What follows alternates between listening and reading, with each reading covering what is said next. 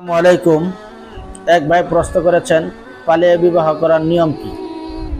ওই ভাইয়ের প্রশ্নের পরিপ্রেক্ষিতে বলতে হয় যে পালিয়ে বিবাহ করতে হলে ছেলের বয়স 21 বছর হইতে হবে, মেয়ের বয়স 18 বছর হইতে হবে।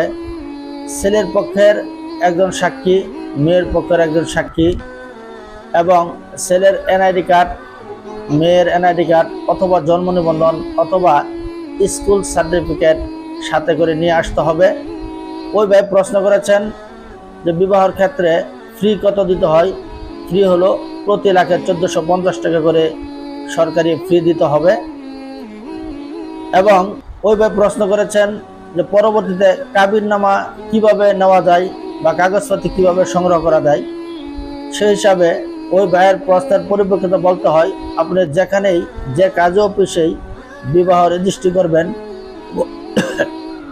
অবশ্যই রিসিট অথবা টুকিং আপনি নিয়ে যাবেন, যাতে কিনা পরবর্তীতে কাবিননামা তুলতে সহজ হয়। আজকে এ পর্যন্তই। সকলে ভালো থাকবেন। আসসালামু আলাইকুম রহমতুল্লাহি ওয়া বারাকাতুহু।